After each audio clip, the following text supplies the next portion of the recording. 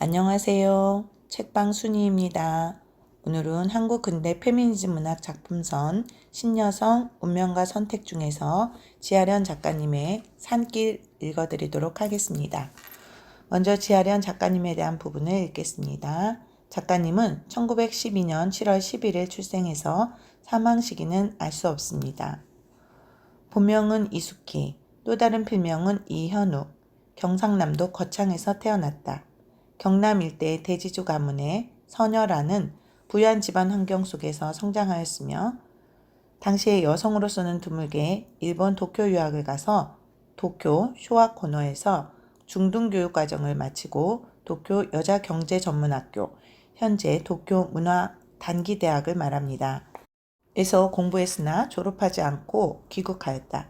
1936년 시인이자 문학평론가 임화와 결혼하였다. 1940년 12월 단편소설 결별을 문장에 발표하면서 등단하였다. 광복 직후 남편 임화와 함께 조선문학가동맹에 가담하였고 1947년 함께 월북했지만 남편 임화는 1953년 박헌영 계열이 몰락하면서 미국의 스파이라는 누명을 쓰고 북한 당국에 의해 처형되었고 그 후 지아련의 행적은 정확히 알 수 없다. 1960년대에 격리 수용소에서 병사했다는 설이 있다. 등단작 결별을 포함해 채향초, 가을, 산길, 도정, 광나루, 종매, 양을 발표하여 총 8편의 단편소설과 그 외 몇 편의 산문과 시를 남겼다. 조선문학가동맹 기관지인 문학창간호에 발표한 도정으로 제1회 조선문학상을 수상했다. 창작집으로 1948년 백양당에서 간행된 도정이 있다. 산길, 지하련 1942년 3월 춘추에 실린 글입니다. 신발을 신고 대문께로 나가는 발자국 소리까지 들렸으니 더 의심할 여지도 없었으나 순재는 일부러 미닫이를 열고 남편이 있나 없나를 한 번 더 살핀 다음 그제야 자리로 와 앉았다. 앉아서 저도 모르게 후 한숨을 내쉬었다. 생각하면 남편이 다른 여자를 사랑한다는 이 거추장스러운 문제를 안고 비록 하룻밤 동안이라고는 하지만 남편 앞에서 내색하지 않는 것이 되레 의심쩍을 일이기도 하나 한편 순재로선 또 제대로 여기에 대한 다소간이 남아 마음의 준비 없이 뛰어들 수는 없었던 것이다. 아직 단출한 살림이라 아침 볕살이 영창에서 챙소리가 나도록 고요한 낮이다. 이제 무엇보다도 사태와 관련시켜 자기 처신에 대한 것을 먼저 정해야 할 일이었으나 웬일인지 그는 모든 것이 한껏 붐비고 어지럽기만 해서 막상 머리에 떠오르는 생각이라는 것이 기껏 어제 문주와 주고받은 이야기의 내용이었다. 바로 어제 이맘때 일이다. 일요일도 아닌데 문주가 오기도 뜻밖이거니와 들어서는 참으로 그 난처해 하는 표정이라니 일찍이 문주를 두고 상상할 수는 없었다. 학교는 어쩌고 왔느냐고 순재가 말을 건네도 그저 응? 엉? 하고 대답할 뿐 통이 그 말에는 정신이 없었다. 그러더니 벼랑간 너네 바깥분 그동안 늦게 들어오지 않았니? 하고 불쑥 묻는 것이다. 순재는 잠깐 어리둥절한 채 그건 왜 묻니? 하고 물어볼 수밖에 없었다. 그래 넌 조금도 몰랐니? 문주는 제 말을 계속한다. 모르다니 뭘 몰라? 연희하고 만나는 걸 말이다. 연희하고? 순재는 뭔지 즉각적으로 가슴이 철렁했다. 그러나 너무도 꿈바뀌고 창졸간이라 어찌된 셈인지 끝내 머릿속을 정리하기가 어려웠다. 벌써 퍽 오래전부터래. 문주는 처음 말을 시작하느라 긴장했던 마음이 잠깐 풀려서 그런지 훨씬 풀이 죽어 대답했다. 누가 그러든 다시 순재가 묻는 말이다. 연희가 그랬다. 연희가? 그러면 순재는 한순간 뭐라도 말을 이을 수가 없었다. 문주가 말을 꺼내기도 벼락으로 꺼냈거니와 너무도 거창한 사실이 그야말로 벼락으로 앞에와 낮아빠진 셈이다. 말없이 앉아있는 순재를 보자 어떻게 얘기를 꺼내야 할지 잘 엄두가 나지 않아서 주저했지만 언제까지 모를 것도 아니고 그래서 오늘은 하고 이번에 문주가 말을 시작했다. 그래 오늘에서야 알리러 왔단 말이냐? 순간 그는 여지껏 막연했던 남편에 대한 분함과 연희에 대한 노여움이 한꺼번에 쏟아진 것처럼 애꿎은 문주를 잡고 언성을 높였다. 나무란데도 할 말은 없다만 사실은 너 때문만이 아니고 연희 때문에도 저야 무슨 짓을 했건 나를 동무로 알고 이야기하는 것인데 내 바람에 말할 순 없지 않니? 문주는 처음과는 달리 훨씬 말이 차분해졌다. 연희만이 동무냐? 순재는 여전히 말소리가 어지러웠다. 혹시 너가 먼저 알고 물어봤다면 연희 말을 너한테 못하듯 나는 너들 속이지도 못했을지 모른다. 지금은 물어봐서 얘기를 하니? 이번에는 순재도 비교적 침착했다. 너가 묻기 전에 먼저 연희가 부탁했다. 나한테 알리라고? 두 사람은 잠깐 동안 말이 없었다. 나한테 알리란 부탁까진 난 암만 생각해도 잘 알 수가 없다. 연희한테 가건 장하다고 일러라. 순재는 끝내 내뱉듯 일어섰으나 다음 순간 어디로 가서 뭘 잡아야 할지 불안한 그대로 다시 자리에 앉고 말았다. 이런 것을 혹여 운명이란 것에 돌린다면 누구 한 사람만 단지 미워할 수는 없을 거다. 조금 후 문주가 건넨 말이다. 순재는 얼른 대척이 없었으나 이 순간 그에게 이것은 분명히 역한 수작이었다. 사실 그는 몹시 역했기 때문에 훨씬 침착할 수 있었는지도 모른다. 제법 한참 만에야 순재는 누가 미워한다디? 하고 말을 받았다. 이따금 몹시 미우니 말이다. 두 사람은 다시 말이 없었다. 순재는 평소에 문주를 자기네들 중 제일 원만한 성격으로 보아왔었다. 그렇기에 누구보다도 공평한, 때로는 어느 남성에게도 지지 않을 좋은 판단과 이해력을 가졌다고 믿어왔었다. 그러나 어쩐지 이 순간만은 이것을 그대로 받을 수가 없었다. 이제 자기를 앞에 두고 홀로 침착한 그 태도에 감출 수 없는 적의를 느낀다기보다도 점점 조용해지고 차근차근해지는 말투까지가 더할 수 없이 비위를 건드렸다. 얘기 더 없니? 급기야 순재가 건넨 말이다. 혼자 있고 싶으냐? 문주가 도로 물었다. 순재는 뭔지 더 참을 수가 없었다. 가거라. 지극히 별미적인 말이었으나 문주는 별로 아무렇지도 않은 양 가만히 웃었을 뿐이었다. 그 웃음이 결코 조소가 아닌 것을 알수록 그는 웬일인지 거듭 더 참을 수가 없었다.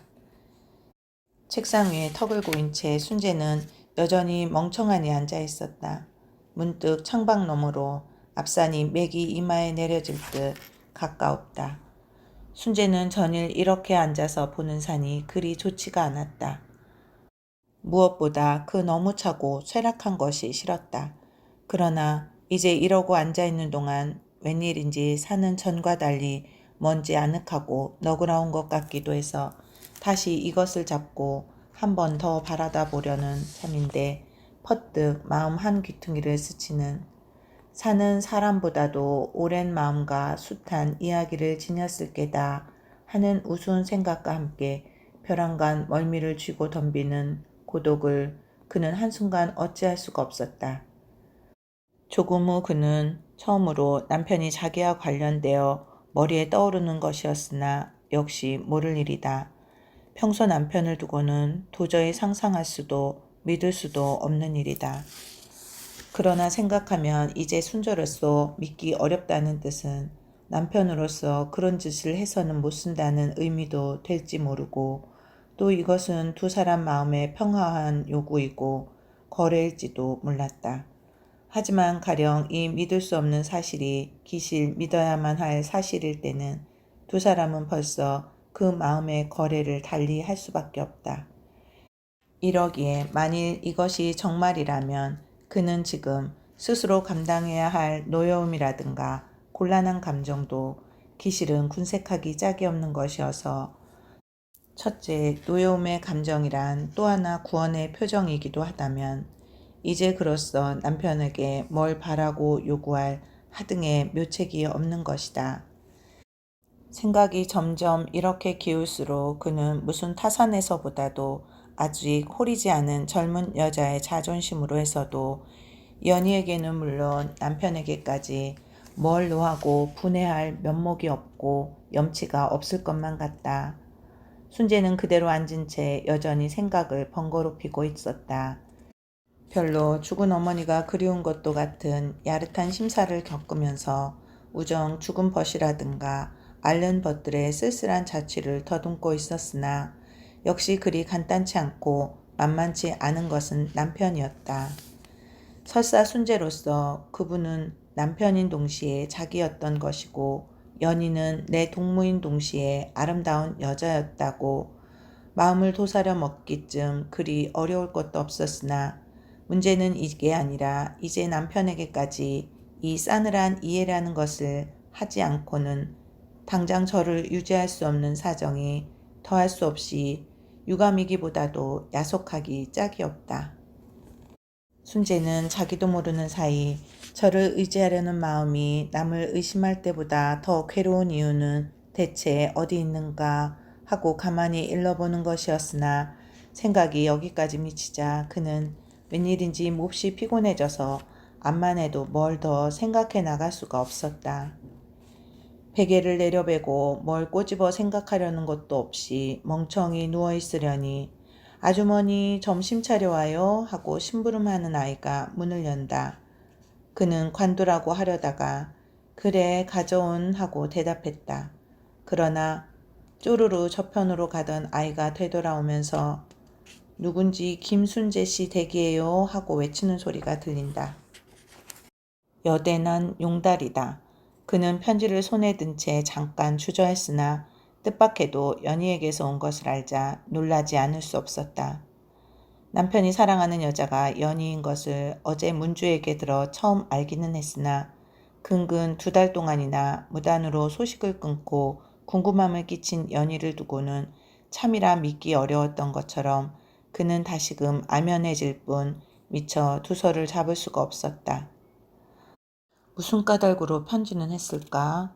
그는 겉봉을 찢으면서도 종을 잡을 수가 없었다. 그러나 편지는 지극 간단해서 가라는 찻집에서 기다릴 테니 4시 정각에 꼭 좀 만나달라는 이것이 그 전부 내용이었다. 쭈뼛이 서있던 심부름꾼이 가랍니까? 하고 회답을 재촉했을 때야 비로소 그는 전했다고 이르시오 하고 방으로 들어왔다. 막 자리로 앉으려고 하는데 이번엔 객저그리만큼 내니 하고 어려서부터 자라온 동무는 아니라고 그래도 친했는데 하는 당차는 생각 때문에 한동안 그는 모든 것이 그저 야속하기만 했다. 친했음 어쩌란 말이야. 그는 다시 중얼거려 보는 것이었으나 역시 무심해야 할 일이었다. 순재는 좌우간 아직 시간이 많이 남은 것을 다행으로 아까처럼 베개를 베고 들어누웠다.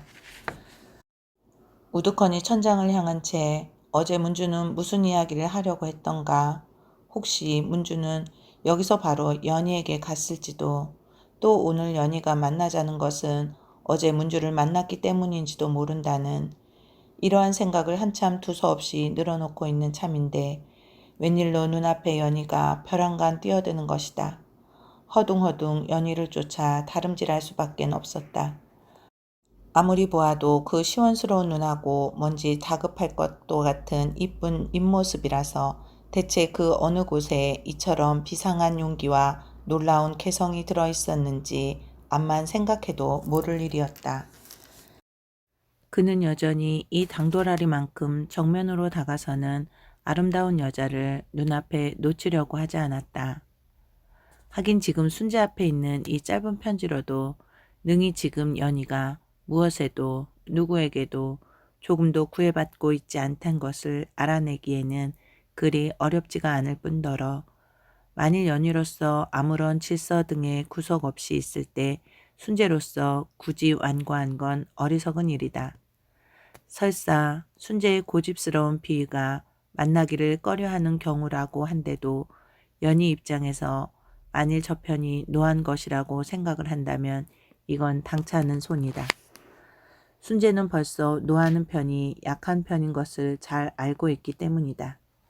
거진 1시간이나 앞서 순재는 자리에서 일어났다. 화장도 하고 일부러 장 속에 있는 치마까지 내어 입었다. 그리고 한 번 더 거울을 본 다음에 집을 나섰다. 그러나 붐비는 거리만은 그래도 싫었던지 광화문 통에서 내려 황금정으로 가는 전차를 바꿔 탔다. 타고 가다가 어디서고 길이 과히 어긋나지 않을 지점에서 어느 좁은 길로 해 찾아갈 요량이다. 봄날이라고는 해도 고대 한식이 지났을 뿐 더욱 해질 무렵이라 그런지 아직 겨울인 듯 쌀쌀하다. 두 여자는 여전히 말을 잃은 채 소화통으로 들어서 다시 산길을 잡았다. 순재는 조금 전 찻집에서도 그러하였거니와 이제 거듭 보아도 연희는 그동안 놀랄 만큼 예뻐진 대신 또 놀랄 만치 자기와는 멀어진 것만 같다. 단 2달 동안인데 그처럼 가깝던 동무가 대체 무슨 조화로 이처럼 생소하냐고 스스로 물어본 데짜 그저 당장 기이할 뿐이다. 첫째 만나면 손이라도 잡고 반겨야 할 사람이 제법 정중히 일어선 채 깍듯이 위하며 인사하는 품이 비록 순재로 하여 얼굴이 붉어지는 쑥스러움을 느끼게 했다고는 할 망정 웬일로 자기 역시 전처럼 대답할 수 없었던 것도 이 기이함의 하나였거니와 이러한 종잡을 수 없는 느낌이 한데 뭉쳐 점점 어두워지고 무거워지는 마음 위에 급기야 모든 것이 한껏 너절하게만 생각되는 보다 먼 곳의 고독감도 결국 이 순간에 있어 기이한 현상의 하나였다. 한동안 그는 아무것도 격하고 싶지 않은 야릇한 상태를 겪으며 잠자코 걸었다. 어디를 들어왔는지 두 여자는 수목이 짙은 좁다란 길을 잡고 개천을 낀 채 올려 걸었다. 방금 지나온 곳이 유달리 번화한 거리라서 그런지 바로 유곡인 듯 호젓하다. 나 이제 새로이 뭘 후회하고 있진 않습니다. 단지 여태 잠자코 있어 괴로웠을 뿐이에요. 하고 비로소 연희가 말을 건넨다. 순재는 여전히 쑥스러운 채 잘 압니다. 하고 연희 말에 대답을 했으나 뭘 잘 안다는 것인지 스스로도 모를 말이다. 날 비난하시려건 마음대로 하세요. 하지만 이제 내게도 말이 있다면 그분을 사랑했다는 것, 사랑 앞에서 조금도 거짓말을 하지 않았다는 것입니다. 연희는 다시 말을 이었다. 순재는 연희가 전에 달리 몹시 건방진 것 같아서 그것이 가볍게 비위를 거슬리기도 했으나 이보다도 먼지 그 말에서 느껴지는 절박감 때문에 네, 잘 알아요 하고 똑같은 말을 되풀이했다. 그러나 이 약간 조소적인 말에도 연희는 별로 돌아볼 바 없이 그분을 사랑하고 싶은 그분이 사랑하는 단 한 사람이고 싶은 마음 때문에 나는 아무 겨를도 없습니다. 하지만 역시 그분 앞에 아름다운 여자는 당신이었어요. 하고 똑바로 앞을 향한 채 혼자 말하듯 가만가만 이야기를 계속했다. 순재는 힐끗 연희를 쳐다봤으나 그 깎아낸 듯 선이 분명한 측면 어느 곳에서도 예전에 그 예쁜 눈이 그저 다정하기만 하던 연희를 찾아낼 수는 없었다. 그가 잠깐 대답을 잊은 채 걷고 있는 동안 연희는 다시 말을 이었다. 어쩌면 이것이 내 최후의 감상일지도 또 나보다 아름다운 사람에 대한 노여움의 표현인지도 알 수 없으나 아무튼 꼭 한번 뵙고 싶었습니다. 만나서 무슨 이야기를 하려고요? 비로소 순재가 물어본 말이다. 두 사람은 처음으로 눈이 마주쳤으나 웬일인지 피차 강인하게 무심한 표정이려니 했다. 글쎄요. 결국 당신이 이겼다는 내가 졌다는 이야기를 하려고 했는지요. 하면서 연희는 뭔가 가벼이 웃었다. 순재는 벼랑간 얼굴이 화끈 달아올랐다. 그럴 리가 있나요? 하고 우정 놓치면서도 애꿎이 발칵하는 감정을 어쩌는 수가 없었다. 이제 우리 두 사람을 나란히 세워놓고 누구의 형상이 숭없는가 한번 바라다 보십시오. 내 모양이 사뭇 고약할 테니 연희는 여전히 같은 태도로 말한다. 아내란 훨씬 늙고 파렴치한 겁니다. 순재는 결국 그 노여움을 이렇게 표현할 수밖에 없었으나 말이 멋자 연희의 표정 없는 얼굴이 무엇인지 경로하고 있는 것을 놓칠 수는 없었다. 과연 모를 일이다. 이제 막 순재가 한 말은 순재로서 대단하지 않은 말일 뿐 아니라 또 어느 의미로 보아선 정말이기 때문이다. 두 사람의 관계가 이미 삼자로선 상상 못할 정도로 깊어졌다면 어쩌겠어요? 잠자코 있던 연희가 벼랑간 꺼낸 말이다. 아무리 호의로 해석한데도 이 말까지는 안 해도 좋을 말이다.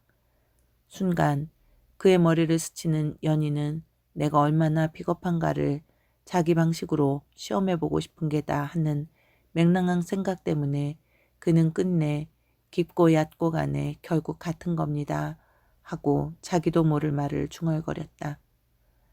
그러나 이 애매한 말을 연희가 어떻게 들었는지 그야 그렇겠지만 난 그것보다도 그분을 얼마나 사랑하는가를 묻는 겁니다 하고 다시 건너다 봤다.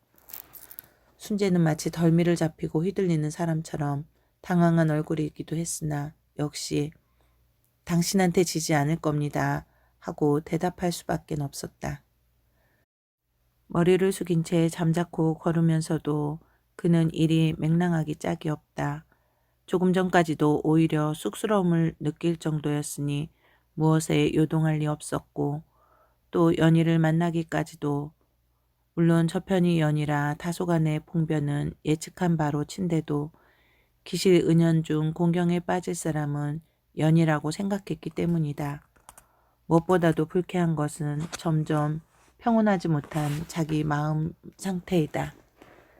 순재는 마음속으로 다시 조금 전 연희가 한 말을 곱씹고 있으려니 다른 건 다 이겨도 그분을 사랑하는 것만은 나한테 이기지 마세요. 여기까지 지게 되면 나는 스스로 타락할 길밖에 도리가 없습니다. 하고 뭔지 훨씬 서글픈 어조로 연희가 말을 이었다. 그리고는 이제는 순재가 뭐라고 대답할 나위도 없이 그분은 누구보다도 자기 생활의 질서를 소중히 아는 사람입니다.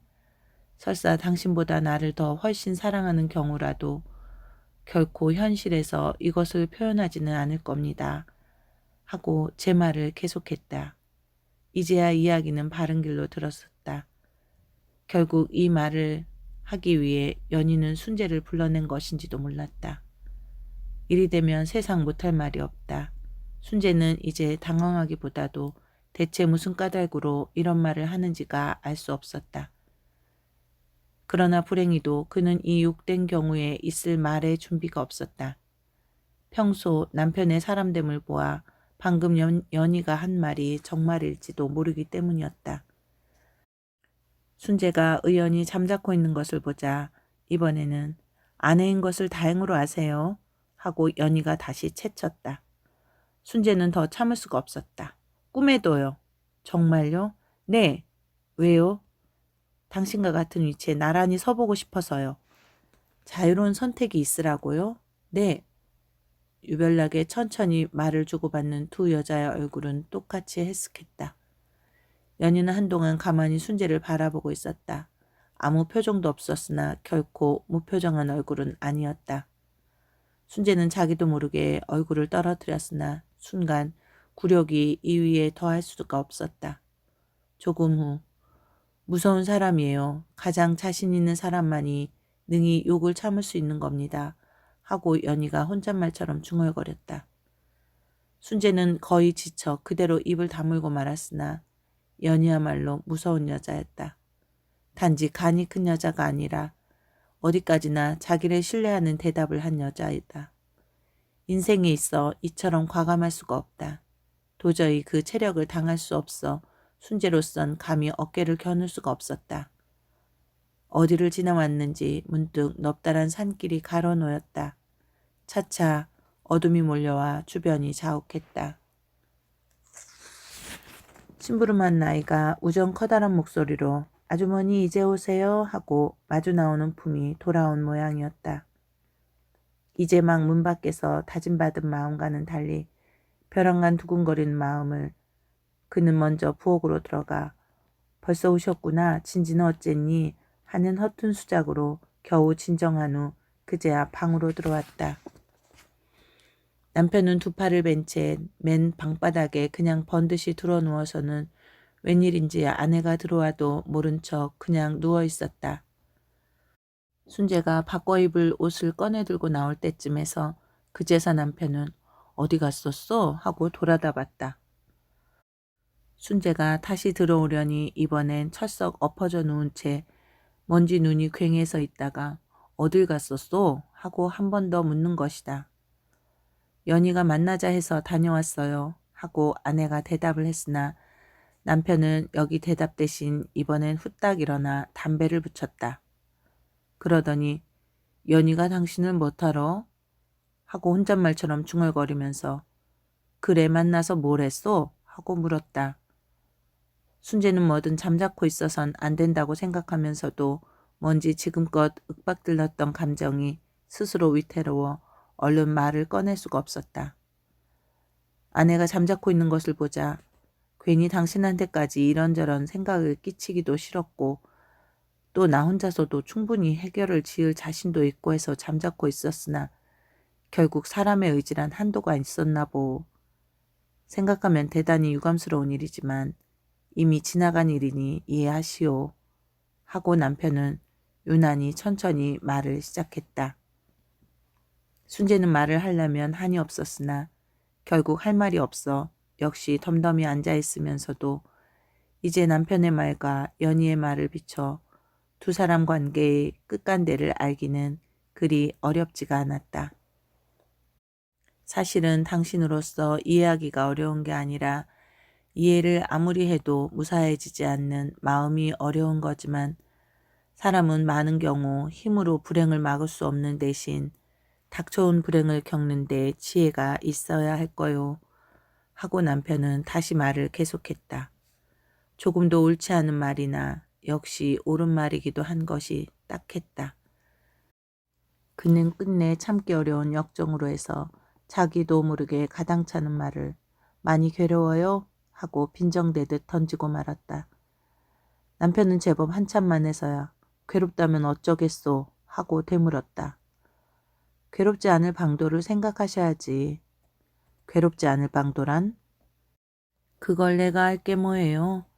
여전히 빈정대는 말씨다.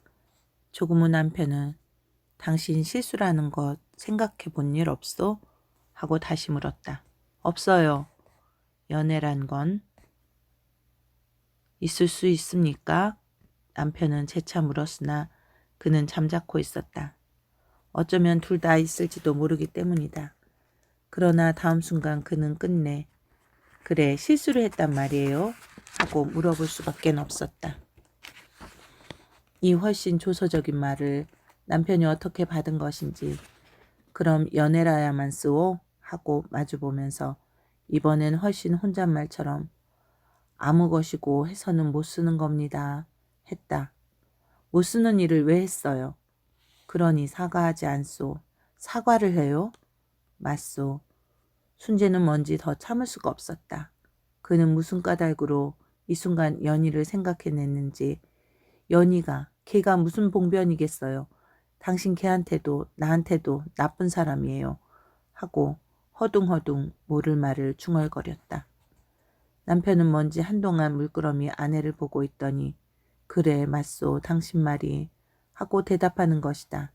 뭐가 맞았어요? 그런 법이 어디 있어요? 하고 거반 대바지를 해도 남편은 역시 같은 태도다. 그러더니 벼랑간 사과할 길밖에 돌이 없다는 사람 가지고 왜 자꾸 야단이요? 왜 따져선 뭘 하자는 거요? 당신 날 사랑한다는 것 거짓말이요? 왜 무조건 용서할 수 없소? 하고 벌컥하는 것이다. 이리 되면 이건 언어도단이다. 너무도 이기적이라니 그 정도를 넘는다. 그러나 알 수 없는 일은 지금까지의 어느 말보다도 오히려 마음을 시원하게 후련하게 해주는 것이 스스로도 섬찟하고 남을 일이었다. 밤이 으슥해서 두 부부는 벗처럼 베개를 나란히 하고 여전히 이야기를 주고받았다. 차차 남편은 웃음의 말까지 하는 것이었으나 순재는 여전히 먼지 마음이 편치를 못했다. 이것은 밤이 점점 기울수록 더 날카로워져만 갔다. 생각하면 남편은 역시 훌륭하다. 가만히 곁눈질을 해보아도 그 누워있는 자세로부터 말하는 표정까지 그저 늠름하기 짝이 없다. 만사에 있어 능히 나무랄 건 나무래고 옹호할 건 옹호하고 살필 건 살피고 뉘우칠 건 뉘우쳐서 세상에 꺼리낄 게 없다. 어느 한 곳에도 애어 남을 괴롭힐 군색한 인격이 들어있을 것 같지 않고 팔모로 뜯어봐야 생채기 한 곳 나있을 것 같지 않다. 단지 전보다 또 하나의 경험이 더했을 뿐 이제 그 겪은 바를 자기로서 처리하면 그뿐이다. 연이 보고 싶지 않우? 벼랑간 쑥스럽고 도련한 물음이었다. 그러나 남편은 이미 객적은 수작이라는 것처럼 시무룩히 웃어 보일 뿐 굳이 대답하려고도 않는다. 어째서 그렇게 무사하냐 말이에요. 하고 한 번 더 재촉하려니 이번엔 뭐가 몹시 피곤한 것처럼 얼굴을 찡긴 채 사랑하는 사람을 두고 또 다른 여자를 사랑한다는 건 한가 실수로 돌릴 수밖에. 당신네들 신성한 연애파들이 보면 변색을 하고 돌아설진 모르나 연애란 결코 그리 많이 있는 게 아니고 또 이때도 그것에 분별 있는 사람들이 오래 머물 순 없는 일이거든. 본시 어른들이란 훨씬 다른 것에 많은 시간이 분주해야 하니까. 하고 제법 농담조로 웃으면서 내가 많이 무사할 수 있다면 그것은 당신 덕택일 거요. 하지만 이것보다도 다른 사람들 같으면 몇 달을 두고 법석을 할 텐데 우리는 단 몇 시간에 능히 화해할 수 있지 않소? 하고 행복해하는 것이다. 순재는 뭔지 기가 막혔다. 세상에 편리하게 되었다니. 천길 벼랑으로 걷어차버려도 무슨 수로든 다시 기어 올라올 사람들이다. 그는 그저 잠자코 남편의 이야기를 듣고 있었으나 다음 순간 평화란 이런 데서부터 오는 것인가? 평화로워야만 하는 부부 생활이란 이런 데로부터 시작되는 것인가? 하는 야릇한 생각에 섬뜩 걸린다. 문득 좌우로 무성한 수목을 헤치고 배폭처럼 희게 뻗어나간 산길을 성큼성큼 제쳐 올라가던 연희의 뒷모양이 눈앞에 떠오른다. 역시 총명하고 아름다웠다. 누구보다 성실하고 정직했다.